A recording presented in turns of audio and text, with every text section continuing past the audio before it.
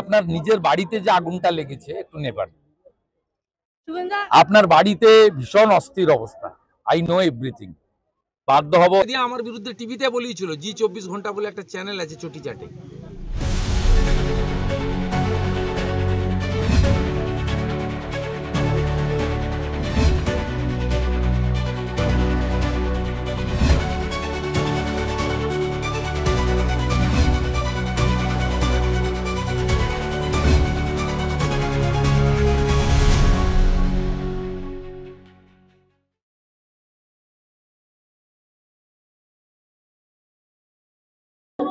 আরে থামাও, এদের প্রশ্ন নিতে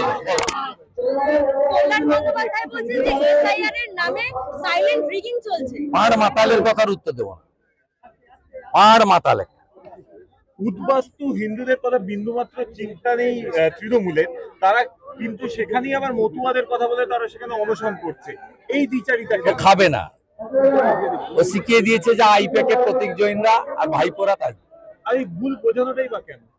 ভুল বোঝানোটাই বা কেন? যদি কিছু ভোট পাওয়া যায়, 35% তো সাথে আছে, আর কিছু হিন্দু ভোট দরকার, যদি এইসব করে যদি টুকরা টুকরি কিছু পাওয়া যায়। এদের একটাই তো টার্গেট, মতুয়া ভাগ করো, রাজবংশী ভাগ করো, নমশূদ্র ভাগ করো, কুর্মীদের সঙ্গে ট্রাইবেলদের লাগিয়ে দাও, পাহাড়ে 11টা বোর্ড করো, Tamang board, Bhutia board, Namasudra board, Bauri board, সব ঢপের চপ করে এসব করে হিন্দুদের ভাগ করা। হিন্দি ভাষী হিন্দু, বাংলা ভাষী হিন্দু, উড়িয়া ভাষী হিন্দু, গুজরাটি হিন্দু, অসমিয়া হিন্দু। কখনো বলে না উর্দু স্পিকিং মুসলিম, বাংলা স্পিকিং মুসলিম, কোনোদিন বলে না। এসব চক্কর বাংলার লোক দেখে নিয়েছে। এসআইআর হওয়ার পরে এদের কেউ বাঁচাতে পারবে না। 100টা হিন্দুর মধ্যে 54টা হিন্দু বিজেপিকে ভোট দিয়েছে 24-এ। আপনি লিখে রাখুন, হিন্দুরা যদি 85 থেকে 90% ভোট দিতে বেরোয়, আমি আপনাকে বলছি যে মিনিমাম 75% হিন্দু এক জায়গায় ভোট দিবে। কালীগঞ্জে আপনারা দেখেছেন 73% হিন্দু এক জায়গায় ভোট দিয়েছে। এসব টুপি আর পড়বে না, মা কালীকে প্রিজন ম্যানে তুলেছে, শিক্ষা 26-এ দিয়ে দেবে বাংলার মানুষ। বিএলওরা অভিযোগ করছে যে নিরাপত্তা নেই, অন্ধকারে কি বাড়ি বাড়ি ঘুরবো? ইলেকশন কমিশন বুঝবে, বিজেপি এর মাঝখানে আসবে না। এটা কি তৃণমূলের চক্রান্ত এসআইআর আটকানোর জন্য? আমরা শুধু ওয়েট করছিলাম এসআইআর এর ঘোষণার জন্য। 7 তারিখে ভোটার লিস্ট বেরোবে তো ভোট হবে, 7 তারিখে ফাইনাল ভোটার লিস্ট বেরোবে না তো ভোট হবে না। তার কি, 4 মে সরকারের শেষ, 5 তারিখে রাষ্ট্রপতি শাসন। আমাদের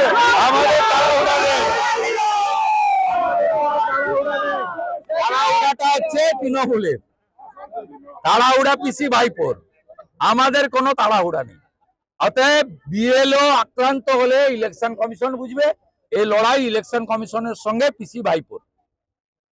আমরা বিজেপি দূর থেকে দর্শক, আমরা। আর আপনারা এসআইআর করে পশ্চিমবাংলার দুর্নীতি, দূষণ, এইসব ইস্যুকে ডাইভার্ট করে দিচ্ছেন। চাকরি চুরি তৃণমূল ইচ্ছা করে এটাকে করছে। 12টা রাজ্যে এবং কেন্দ্রশাসিত অঞ্চলে হচ্ছে, অবিজেপির শাসিত রাজ্যে তামিলনাড়ুতে হচ্ছে। কোথাও মিছিল নেই, মিটিং নেই, বক্তৃতা নেই, শুধু এখানে কেন হচ্ছে তার কারণ মমতা ব্যানার্জি এবং তার লোকরা জানে হিউজ অ্যান্টি ইনকামবেন্সি, প্রতিষ্ঠান বিরোধিতা, মানুষ বীতশ্রদ্ধ সরকারের উপরে। রাস্তা ভাঙা, হসপিটাল নেই, কৃষকদের ন্যায্য মূল্যের দাম নেই, শিল্প নেই, কাজ নেই। আজকেই দুটো পরিযায়ী শ্রমিকের বাড়ি থেকে ঘুরে এলাম, একটা 26 বছরের বয়স, 30 বছরের, 60 লক্ষ পরিযায়ী শ্রমিক। এই সাঁকরাইলে অন্তত 30-40 হাজার ছেলে, হিন্দু আছে মুসলিমও আছে, পেটের টানে বাইরে কাজ করে।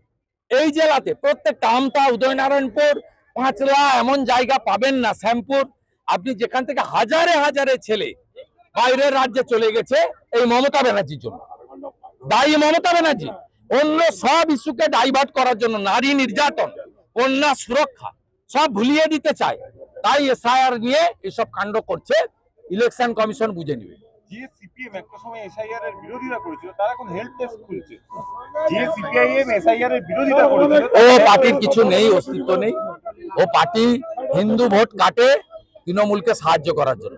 21-এ 55টা হিন্দু সিট ভোট কেটে গিফট করেছে তৃণমূলকে, এবং 24-এ 12টা লোকসভা সিট গিফট করেছে তৃণমূলকে, শুধু হিন্দু ভোট কেটে। মুসলিমদের ভোট ওরা পায় না। মুসলিমদের কিছু জন মিছিলে গেলেও সিপিএম কে ভোট দেয় না, তারা তৃণমূলকেই ভোট দেয়। আর এরা হিন্দু ভোট কেটে 6% ভোট নিয়ে পশ্চিম বাংলায় যাতে হিন্দু শেষ হয়ে যায় সেই কাজটা করছে। কারণ এদের তো ভারতের প্রতি কোনো মমত্ববোধ নেই, এদের হেডকোয়ার্টার তো চীনে, তা ভারত থাকলেও বা চলে গেলেও তাদের কি আছে? সিএ কি ভয় পাচ্ছে তৃণমূল যে মানুষ নাগরিকত্ব পেয়ে যাবে, তাদের যে ভোট ব্যাংক মানুষকে যে বোঝানো সেইটা এতদিনে তাদের বিফলে চলে যাবে 2026-এর আগে? মৃত ভোটের ছাপ্পা মারে বিকাল বেলা ক্যামেরা বন্ধ রেখে, অবৈধ ভোটে ভোট দেয়। 3 জায়গায় নাম আছে, 8 দফায় ভোট হয়। একদিন মালদায় ভোট দেয়, একদিন নদিয়ায় ভোট দেয়, একদিন কলকাতা ভবানীপুরে ভোট দেয়, একদিন গিয়ে ক্যানিং এ ভোট দেয়। এগুলো বন্ধ হয়ে যাবে। আর কয়েক লক্ষ বাংলাদেশি মুসলিম, তাদের নাম কিছুতেই উঠবে না, তাদের কোনো স্কোপ নেই। এটা জেনে শুনেই করছে যে ভোট ব্যাংক চলে যাবে। এবং লড়াইটা তো খুব সিম্পল, 2,33,00,000 আর ছাপ্পা মেরে 2,75,00,000, 22 লক্ষের ডিফারেন্স, মাত্র 22 লক্ষের ডিফারেন্স, 42 লক্ষের ডিফারেন্স, 22 লক্ষ পেলেই কাজ। আমরা 39, ওরা 46, 3-4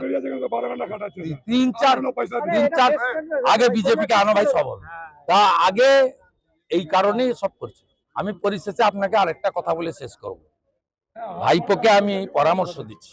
কোন ভাইপো আমি বলছি, আপনার নিজের বাড়িতে যে আগুনটা লেগেছে একটু নেবার, শুভেন্দা, আপনার বাড়িতে ভীষণ অস্থির অবস্থা, আই নো এভরিথিং, বাধ্য হব একদিন মুখ খুলে দিতে। পশ্চিমবঙ্গে বিজেপি টার্গেট কত? আমি গণৎকার নেই, 3 থেকে 77 হয়েছে। সব হিন্দু চাইলে 77টা 177 হবে, এটা আমার আশা। আমি গণৎকার নই। 3 যদি 77 হতে পারে, 77ও 177 হতে পারে।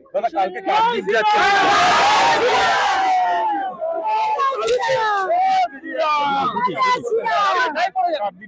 6,000 লোকের মিছিল সভা, হাইকোর্ট যা বলছে গলি আছে, ধাক্কা ধাক্কি মাত্র।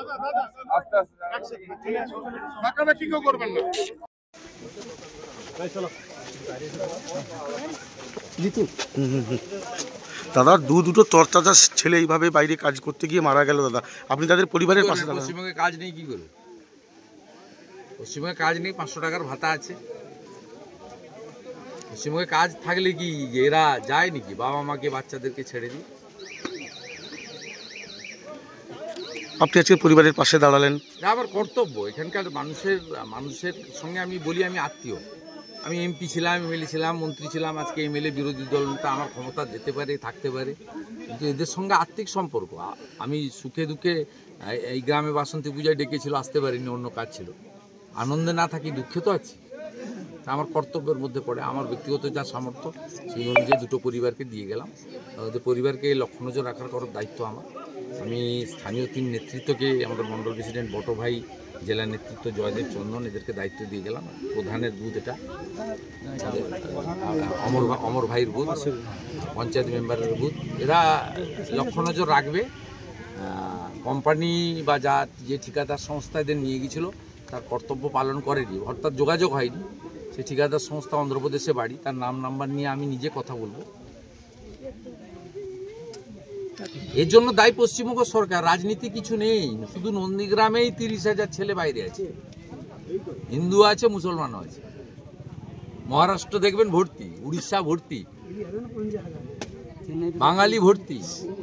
কেন এটা হয়? এত ছিল না তো। দাদা এখনো কমিশন সব সময় বলেন 3 কোটি চাকরি দিয়েছি, ভর্তি কাজ, আর কত চাই? তারপরেও কেন এই দৃশ্য?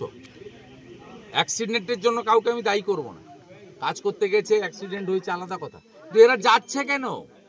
পাশেরটা 26 বছর, এটা 30 বছর, এসব বাচ্চা ইয়াং, এরা যাচ্ছে কেন? প্রশ্নটা চাই। একজনকে দিয়ে আমার বিরুদ্ধে টিভিতে বলিয়েছিল, জি 24 ঘন্টা বলে একটা চ্যানেল আছে চটি চাটে, প্রদীপ মান্না, তাকে আমি ধরেছিলাম। বিপিএইচসিতে ওষুধ নেই, আমার বিরুদ্ধে আইপ্যাকটাকে দিয়ে বলিছে। আরে ওষুধের মালিক তো মমতা ব্যানার্জি, 14 বছর হেলথ মিনিস্টার, কোনো হসপিটালে ওষুধ পাওয়া যায় না। আমি বললাম আপনি কোথায় কাজ করেন? বলে ভুবনেশ্বরে কাজ করি। বলে কেন এখানে কাজ করেন না? না আমি রাজমিস্ত্রির সঙ্গে হেল্পার। আমি এখানে কাজ করেন না কেন? বলে এখানে 300 টাকা, তাও ডেলি পাবো কিনা ঠিক নেই। ওখানে কত টাকা পাওয়া যায় বলে মিস্ত্রি 700 আর মিস্ত্রি 1000 আর হেল্পার 700। উড়িষ্যা কার স্টেট? BJP rule state. দেখে আসুন মহারাষ্ট্র, গুজরাটে, যোগীজির উত্তরপ্রদেশে, বিজেপির উড়িষ্যাতে, এমনকি আসামে শিল্প কিভাবে হচ্ছে, কাজ কিভাবে লোক পাচ্ছে। আর এখানে দেখুন ধ্বংসলীলা। যে কোনো বিধানসভায় যান 30,000 ছেলে বাইরে আছে, বৃদ্ধ বাবা মা ছোট ছোট বাচ্চাদের ছেড়ে পেটটা চালাচ্ছে, এবং প্রত্যেকের বাবাকে আমি জিজ্ঞেস করলাম টাকা পাঠায় কিনা। ছেলেরা কর্তব্য পালন করে, 5,000 10,000 বাঁচিয়ে যেটুকু, ওখানেও তো তাকে থাকতে হয়, খেতে হয়, তারপরে যেটুকু পায় প্রত্যেকটা বাড়িতে পাঠায়।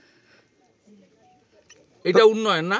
দাদা এসএসসি 500 টাকা 700 টাকা ভাতা দিয়ে দেখেন, মোবাইলে রিচার্জের 350 টাকা। দাদা এসএসসি এখনো পর্যন্ত অযোগ্যদের তালিকা প্রকাশ করলো না, অথচ এসএসসি বোর্ড এখনো পর্যন্ত অযোগ্যদের তালিকা প্রকাশ করলো না, অথচ গ্রুপ সি গ্রুপ ডির যে নিয়োগ অযোগ্যদের মধ্যে মুখ্যমন্ত্রীর ভাগ নিয়ে আছে, ওই জন্য তালিকা প্রকাশ করে। কিন্তু গ্রুপ সি গ্রুপ ডির আবার নিয়োগ প্রক্রিয়া শুরু হচ্ছে দাদা। এই প্রথম কি ছিল? কি করবে এই রাজ্যে? কাজ নেই, কি করবে? আপনাদের কোনো, আমি তো ওই বাড়িতে শুনে এলাম, কোনো ক্ষতিপূরণ দেয়নি, কিছু করে। হ্যাঁ, মেয়েটাকে দেখতে হবে, বৌমাকে বাচ্চা দুটোকে রাখবেন আপনি, আমি আছি, বুঝছেন? বাপের বাড়ি পাঠানোর দরকার নেই, এখানে থাকুক, বাচ্চা দুটোকে দেখুন আপনার। এই অসহায় মেয়ে কোথায় যাবে? না ঠিক আছে, ঠিক আছে, পা ধরনি মা, ধরনি, আমি আছি তো, আমাকে তো কেউ ডাকেনি, আমি আমার এটা কর্তব্যে পড়ে। না ঠিক আছে, কাজ না হোক আমি দেখবো, এটা বাবু 2 লক্ষ টাকা রাখুন। আর আমি যেটা জয়দেব ছিল বটো, শুনবে তো, ওইখানে পিছনে দাঁড়িয়ে আছে নাম্বার, যে বাবু আমাকে কাজের কথা করতে দেন মা, আমি আছি পাশে, আছি, আমি তো আছি বাবু, কাঁদেন না, কাঁদেন না বাবু, দুটা নাতি নাতনির জন্য কাঁদেন না, আমরা তো বলেছি দাদা আছে আমাদের, আছে তো, আমি তো নিজে প্ল্যান করে মানে কথা বলে এলাম তো, নিজের মতো করে। আর ওই ছেলে ছিল আমাদের একটা, সেটি রাজনীতি করতে পারবো, আমার কর্তব্য এটা, আমি আপনাদের স্থানীয় অভিভাবক, এটা আমার কর্তব্য। আমি যেটা বলছি, বটো জয়দেব এবং চন্দন আছো, ঠিকাদার যে অন্ধ্রপ্রদেশের, তার নাম্বার লাগবে, আর ওই কোম্পানির ওখানকার বিশেষ ঠিকানা, ওখানকার এমপি কে এমএলএ কে লাগবে। এগুলো পেলে আমি যাতে ওদের কোম্পানির দিক থেকে ক্ষতিপূরণগুলো দেয়, তো আমি ব্যক্তিগতভাবে আমার সামর্থ্য অনুযায়ী করলাম, দেখলাম বাচ্চা দুটো পড়াশোনার দায়িত্ব আমাদের নিতে হবে। বাকি কথা আমি বলবো, শক্ত থাকবেন। এইটুকু বাচ্চা মারা গেছে, ইয়াং ছেলে, খুব মুশকিল, কিন্তু আপনার নাতি নাতনি এবং এই মেয়েটার দিকে তাকিয়ে চোখের জলটা বন্ধ রাখুন। আমি প্রাথমিক সহযোগিতা করে গেলাম, বাকিটাও আমি এদেরকে দায়িত্ব দিয়ে যাচ্ছি। আমাদের মন্ডল প্রেসিডেন্ট বটো আছে, জয়দেব ভাই আছে, জেলা নেতৃত্ব চন্দন ভাই আছে, এরা আপনাদের সঙ্গে। আমি আগে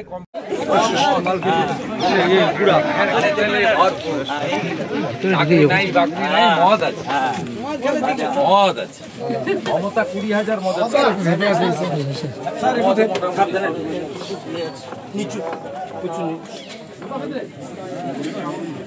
हाथ बढ़ाओ, हाथ बढ़ाओ, মালা দাও, রাজা এই মালাটা দাও, মালা যাইয়ে না, ঘরের ভিতরে এতজন আসার দরকার নেই, সব ইয়াং ছেলে, ঠিক আছে, ওটা লাগবে না, সরাও, বাড়ির লোক কে আছে? বাবা, এই যে মিস্ত্রি, হ্যাঁ ওই ছেলেটা একটা ছেলে, কতদিন কাজ করতো ওখানে? এই প্রথম কি ছিল? কি করবে এই রাজ্যে? কাজ নেই, কি করবে? যায় আপনাদের কোনো, আমি তো ওই বাড়িতে শুনে গেলাম, কোনো ক্ষতিপূরণ দেয়নি, কিছু করে। হ্যাঁ, মেয়েটাকে দেখতে হবে, বৌমাকে বাচ্চা দুটোকে রাখবেন আপনি, আমি আছি, বুঝছেন? ওইকে বাপের বাড়ি পাঠানোর দরকার নেই, এখানে থাকুক, বাচ্চা দুটোকে দেখুন আপনারা। এই অসহায় মেয়ে কোথায় যাবে? আমার অসহায় মেয়েটাকে তুমি হ্যাঁ ঠিক আছে ঠিক আছে, পা ধরনি মা, ধরো আমি আছি তো, আমাকে তো কেউ ডাকেনি, আমি এসেছি, আমার এটা কর্তব্যে পড়ে। না ঠিক আছে, কাজ না হোক আমি দেখবো, এটা বাবু 2 লাখ টাকা রাখুন। আর আমি যেটা জয়দেব ছিল বটো, এই বটো বাবু ধরেন না, তোমাদের দায়িত্ব দিয়ে যাচ্ছি 3 জনকেই। এদের ঠিকাদারের নাম্বার, যে বাবু আমাকে কাজের কথা করতে দেন। মা আমি আছি, পাশে আছি, আমি তো আছি যাচ্ছি।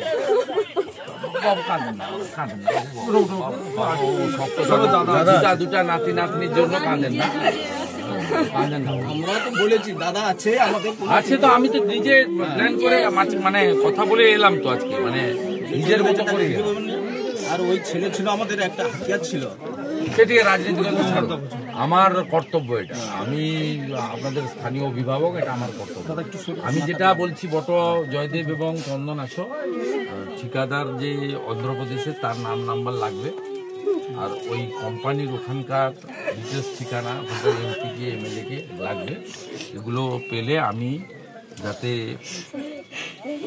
ওদের কোম্পানির দিক থেকে ক্ষতিপূরণ টুরণগুলো দেয়, তো আমি ব্যক্তিগতভাবে আমার সামর্থ্য অনুযায়ী করলাম, দেখলাম এই বাচ্চা দুটোর পড়াশোনার দায়িত্ব আমাদের নিতে হবে। বাকি কথা আমি বলবো, শক্ত থাকবেন। এইটুকু বাচ্চা মারা গেছে তো, ইয়াং ছেলে, ভুলা খুব মুশকিল, কিন্তু আপনার নাতি নাতনি এবং এই মেয়েটার দিকে তাকিয়ে চোখের জলটা বন্ধ রাখুন। আমি প্রাথমিক সহযোগিতা করে গেলাম, বাকিটাও আমি এদেরকে দায়িত্ব দিয়ে যাচ্ছি। আমাদের মন্ডল প্রেসিডেন্ট বটো আছে, জয়দেব ভাই আছে, জেলা নেতৃত্ব চন্দন ভাই আছে, এরা আমি আগে কোম্পানির সঙ্গে কথা বলে ক্ষতিপূরণের ব্যাপারটা দেখি, বুঝছেন? এটা প্রাথমিকভাবে আমি দিয়ে গেলাম। আপনারা অসহায় হবেন না, এইটুকু আপনি কথা বলতে পারেন।